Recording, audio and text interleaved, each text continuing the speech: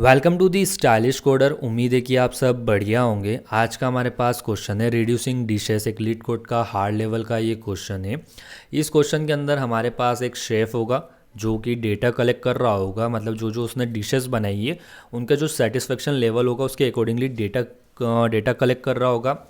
और जो शेफ़ है उसको कोई भी डिश वो बनाता है तो उसको टाइम लगता है, एन यूनिट ऑफ टाइम उसको लगता है उस डिश को बनाने के लिए।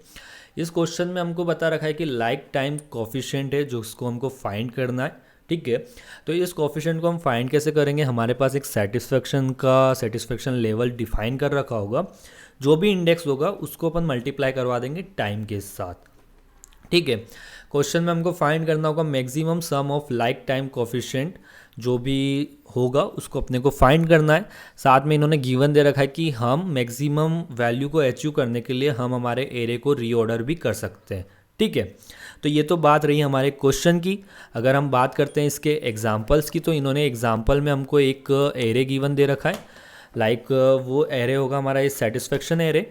ठीक है, इस एरे से हमको फाइंड करना है लाइक टाइम कोफिशिएंट। तो उसको हम कैसे फाइंड करेंगे? मींस अगर हम इसके अंदर -1 को सिलेक्ट करते हैं, ठीक है, सिलेक्ट किया, इसके अंदर हमारा टाइम का मल्टीप्लाई होगा जो कि इन्होंने बता रखा है। ठीक है, तो फर्स्ट टाइम पे अगर हम इसको सिलेक्ट करते हैं तो हमारा टाइम कितना होगा 1।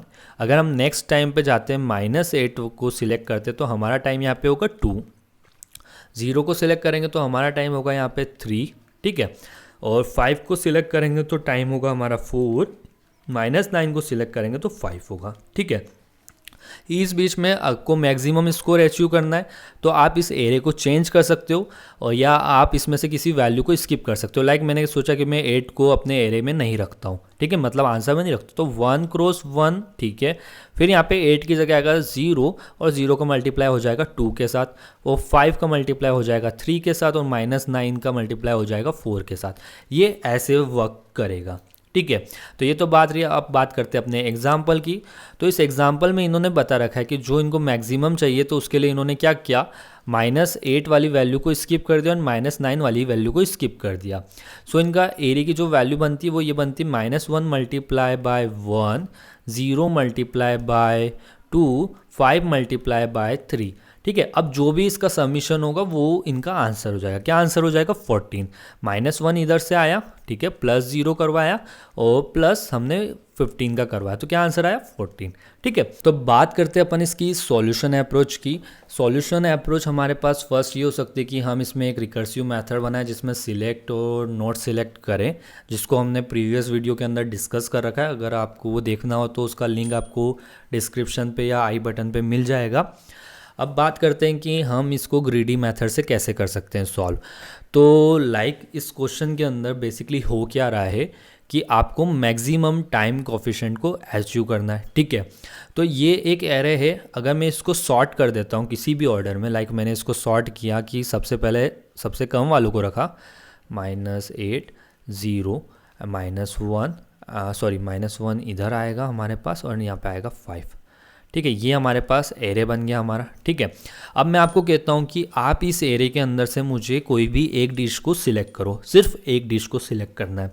तो आप मेरे लिए कौन सी डिश को सिलेक्ट करोगे? जो सबसे मैक्सिमम हो, वो मैक्सिमम डिश होगी वो ये वाली होगी। ठीक है, अगेन मैं आपको एक ऑप्शन और देता हूँ कि आप मेरे लिए 2 डिश को सिलेक्ट करो। उन दोनों डिश में क्या होना चाहिए? मैक्सिमम टाइम होना चाहिए। ठीक है, तो आप कौन सी डिश को सिलेक्ट करोगे? आप इस वाली डिश को सिलेक्ट करोगे। ठीक है, अभी आपने 2 डिश को सिलेक्ट किया, ठीक है, कितनी बनी? 5। आपने 1 डिश को सिलेक्ट किया तो कितनी वैल्यू आई? 5। अगर मैं आपको कहता हूँ कि आप मेरे लिए एक और डिश को सिलेक्ट करो, मीन्स 3 डिश को सिलेक्ट करो, तो आप कौन सी को सिलेक्ट करोगे? -1 को सिलेक्ट करोगे। ठीक है, तो उसमें जो सबमिशन हमारा निकल के आएगा वो कितना हो जाएगा? 4। अब मैं आपको कहता हूँ कि आप मेरे लिए सिलेक्ट करो किसको? 4 डिश को। तो आप मेरे लिए सिलेक्ट करते हो, जो भी डिश को सिलेक्ट करोगे जो उसका सबमिशन होगा वो कितना हो जाएगा? यहाँ पे जाके उसकी वैल्यू हो जाएगी -4। एंड मैं आपको एक और ऑप्शन देता हूँ कि आपको 5 डिश को सिलेक्ट करना है। तो आप यहाँ पे एक और डिश को सिलेक्ट करते हो तो उसकी वैल्यू कितनी हो जाएगी हमारे पास? अगर सिलेक्ट करते हो तो उसकी वैल्यू हो जाएगी हमारे पास -13। ठीक है, आपके पास ये ऑप्शन है। अगर आपको मैं कहूँ कि अब मुझे ये बताओ कि आपने जितने को भी सिलेक्ट करा है उसमें से आपके पास जो मैक्सिमम स्कोर मतलब जो मैक्सिमम सेटिस्फेक्शन वाली चीज़ और ज़्यादा से ज़्यादा डिशेस आप किस में सिलेक्ट कर पा रहे हो। तो आप मुझे बोलोगे कि लाइक हम यहाँ पे इन दोनों में सबसे ज़्यादा स्कोर है और हम सबसे ज़्यादा अगर 2 डिश को सिलेक्ट करते तो हमारा स्कोर 5 होगा। ठीक है, अब इसमें हम बात करते हैं कि लाइक हमको ये तो पता चल गया, हमको टाइम कोफिशिएंट को भी फाइंड करना है। ठीक है, तो फर्स्ट में अगर मैं इस 5 को सिलेक्ट करता हूँ तो 5 का मल्टीप्लाई होगा 1 से, जो कि मेरे लिए क्या होगा, सबसे कम होगा। ठीक है, तो अगर मैं इसको सोचता हूँ कि मैंने अगर फर्स्ट में सिर्फ इसको रखा तो 5 क्रॉस 1। ठीक है, अगर मैंने इन दोनों डिश को सिलेक्ट किया तो मेरे लिए क्या होगा, 5 मल्टीप्लाई बाई 2 इधर होगा। ठीक है, और इसका जो सम था कितना था, 0 मल्टीप्लाई बाई 1 होगा। ठीक है, जो मेरे लिए यहाँ पे 5 आया था, यहाँ पे मेरे लिए 10 लाया था। ठीक है, अगर मैं इसके बाद तीसरी डिश को लेता हूँ, ठीक है, तीसरी डिश हमारी क्या थी, -1 थी। अगर मैं तीसरी डिश को लेता हूँ तो उसमें क्या हो जाएगा, 10 तो रहेगा मेरे पास और इसमें ऐड हो जाएगा हमारा -4 मल्टीप्लाई बाय 1। ठीक है, क्या वैल्यू हो जाएगी इसकी, 14 हो जाएगी, प्रीवियस वाले से ग्रेटर देन है। ठीक है, यहाँ तक तो सही रहा हमारा। ठीक है, अब उसके बाद हम नेक्स्ट वाले पे जाते हैं जिसमें हम देख रहे हैं टाइम कोफिशिएंट की वैल्यू को। तो हम इसमें ऐड करते क्या, -14 को। ठीक है, अब -14 को ऐड कर -14 के -4 को ऐड करना है। तो 5 का मल्टीप्लाई क्या हो जाएगा हमारा, लाइक हमारा मल्टीप्लाई यहाँ पे हो जाएगा 3 2 1 4 3 2 एंड 1 करके। ठीक है, तो इसमें से जो 4 का मल्टीप्लाई 5 से करेंगे तो कितना बनेगा, 20 बनेगा। ठीक है, इसमें ऐड करना है 3 मल्टीप्लाई 0 इजिकल टू 0। अब 2 का मल्टीप्लाई कर दो -2 में तो -2 और 8 का मल्टीप्लाई कर दो -8 में। ठीक है, कर दिया हमने, कितना आंसर आएगा, यहाँ से हमारे पास 10 और इधर से हमारे पास हो जाएगा कुछ 10। ठीक है, तो इस वैल्यू को देखो, क्या मेरे पास जो प्रीवियस वैल्यू आई थी 14, क्या वो इस बार कम हो गई क्या, हाँ जी कम हो गई। तो क्या मैं ये कह सकता हूँ कि मैंने जो स्टार्टिंग के 3 वैल्यू को सिलेक्ट करा यही मेरे लिए मैक्सिमम डिशेस हो सकती है मेरे आंसर के लिए। अगर मैं उसके बाद नेक्स्ट पे जाऊँगा तो मेरे लिए क्या कर देगी, अपने आंसर को कम कर देगी। ठीक है, आई होप कि आपको ये अप्रोच समझ में आई होगी, हम क्या कर रहे हैं इसके अंदर और कैसे वर्क कर रहे हैं। तो अगर नहीं आया तो अपन इसको एक बार और समझते हैं। ठीक है, तो फर्स्ट हमारे पास ये एरे है। ठीक है, अपन इस एरे को क्या करते हैं, यहाँ पे सॉर्ट करवाते हैं। ठीक है, सॉर्ट करवाया तो सबसे छोटा क्या है, -9, फिर क्या है -8, फिर क्या है हमारे पास 0। ठीक है, फिर हमारे पास क्या है, -1 आएगा, फिर हमारे पास आएगा यहाँ पे 5। ठीक है, तो इसमें हम क्या करते हैं कि हम पीछे से वैल्यू को पिक करते हैं। ठीक है, पीछे से हमने वैल्यू को पिक किया, लाइक मैं इसको एक वेरिएबल बनाता हूँ, उस वेरिएबल के अंदर मैं वैल्यू को ऐड कर दूंगा। ठीक है, तो प्लस इक्वल टू कर देते हैं अपन 5 को, जो मैंने इसको ऐड किया 5 को। उसके बाद नेक्स्ट वैल्यू क्या आएगी मेरे पास, 0 आएगी। ठीक है, इस 0 को मैं ऐड करूँगा तब मेरे पास क्या होना चाहिए कि मेरे पास मल्टीप्लाई होना चाहिए यहाँ पे और यहाँ पे मल्टीप्लाई होना चाहिए, जिसको मैं फर्स्ट में ऐड करूँगा। अगर मैंने फर्स्ट में 5 को ऐड किया और यहाँ पे होगा 2, बट मेरे पास क्या हो जाता है, ये गलत हो जाता है। अगर मैं इसका समीशन देखता हूँ तो कितना आता है, 5 आता। अगर मैं इसको ऐसे लिखता हूँ कि 5 क्रॉस 2 क्रॉस 1 करके तो मेरे पास कितना आता है, 10 आता है। तो मुझे इसको ऐसे लिखना है। ठीक है, तो मैंने a प्लस इजिकल टू 5 करवाया, देन मैं यहाँ पे एक और वेरिएबल बनाता हूँ, उसके अंदर मैं कर देता हूँ प्लस इक्वल टू a को। ठीक है, अब जो भी मेरे पास a के अंदर सबमिशन आएगा वो इसके अंदर ऐड हो जाएगा। लाइक फर्स्ट में हमारे पास 5 आया। ठीक है, 5 को ऐड a में हुआ, b के अंदर भी 5 हुआ, मीन्स इन दोनों की वैल्यू कितनी है, 5 एंड 5 वैल्यू है। ठीक है, 5 एंड 5 वैल्यू है। अब इसके बाद जब हमारे पास 0 आया, ठीक है 0 आया, तो यहाँ पे ऐड कितना हो जाता है, 0। तो क्या मैंने ऐड किया 0 को, क्या मेरी a की वैल्यू चेंज हुई, नहीं हुई।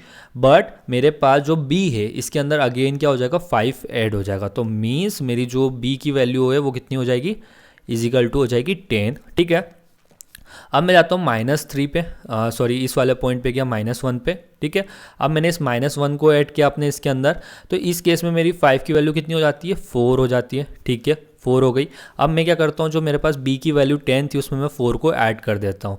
तो यहाँ पे जो मेरी वैल्यू हो जाएगी वो कितनी हो जाएगी, 14 वैल्यू हो गई। ठीक है, 14 हो गया।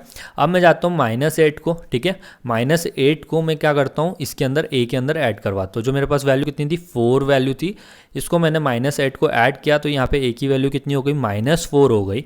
ठीक है, अब मैंने -4 को इसमें ऐड किया तो मेरे पास 14 था। ठीक है। अब 14 के अंदर मैंने -4 को ऐड किया तो मेरे पास वैल्यू कितनी हो जाएगी, 10 हो जाएगी, ठीक है। मीन्स प्रीवियस वाली वैल्यू से कम हो गई। अब हमारे को समझ में आ गया कि जो हमारे पास डिशेज होने वाली है वो इतनी ही डिशेज होने वाली है, इससे ज़्यादा हमारे पास डिशेज नहीं होगी, ठीक है। तो हमको करना क्या है, हम इसके अंदर चेक कर लेंगे कि लाइक जो हमारे पास ए वेरिएबल है, अगर हम उसके अंदर आई किसी भी पोजीशन के वैल्यू को ऐड करवाते हैं, अगर उसका समीशन जो भी ए प्लस अपन बोल देते हैं यहाँ पे ए प्लस किसी भी आई, मतलब जो भी हमारे पास एरे है, अगर हमने उसकी में वैल्यू को ऐड किया है, उसकी वैल्यू अगर लेस देन किससे हो जाती है, लेस देन 0 से हो जाती है, तो इट मीन्स वो हमारे लिए एक अच्छा आंसर तो नहीं लाएगा। मीन्स वो हमारे लिए जो मैक्सिमम चाहिए वो नहीं लाएगा, वो हमारे मैक्सिमम आंसर को कम करेगा। उसके बाद वाली वैल्यूज़ को हमको नहीं देखना है, या हमको उस वैल्यू को छोड़ देना है, ठीक है। ठीक है, तो इस अप्रोच को अपने को करना है कोड में। तो चलिए करते हैं इसका कोड। तो यहाँ पे सबसे पहले अपन करवा लेते हैं जो हमारे पास सेटिस्फेक्शन वाला जो एरे है उसको सॉर्ट। तो एरेज डॉट सॉर्ट, लाइक जो हमारे पास सेटिस्फेक्शन है इसी को कॉपी करते हैं, इसको यहाँ पेस्ट कर देंगे। तो ये मेरा सेटिस्फेक्शन यहाँ पे पेस्ट हो गया, ठीक है। अब इसके बाद हमको क्या करना है, हमको दो वेरिएबल्स बना लेते हैं जो हमारे लिए सम करेंगे, लाइक जो हमने डिस्कस किया था int a इनिशियली 0 और b हमारा अगेन 0, और फाइंड कर लेते हैं हम इस सेटिस्फेक्शन एरे की length n is equal to satisfaction dot length, ठीक है।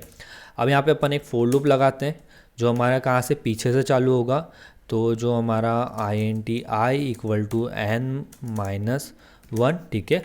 i हमारा ग्रेटर देन इक्वल टू 0 होगा, ठीक है, और i हमारा माइनस माइनस होता जाएगा, ठीक है। हमको करना क्या था, हमको लाइक जो भी a होगा, a के अंदर प्लस इज इक्वल टू क्या करवाना है, सेटिस्फेक्शन i को करवाना है, ठीक है। और जो भी हमारा a बनता है उसको अपने को ऐड करवा देना है, उससे वैल्यू हमारी क्या हो जाएगी, मल्टीप्लाई हो जाएगी, ठीक है। तो ये कोड हो गया। इसको हमको कहाँ तक करवाना है, मीन्स जब तक हमारा a के अंदर हम जब भी सेटिस्फेक्शन i को ऐड करते हैं उसकी वैल्यू क्या होनी चाहिए, ग्रेटर देन 0 होनी चाहिए।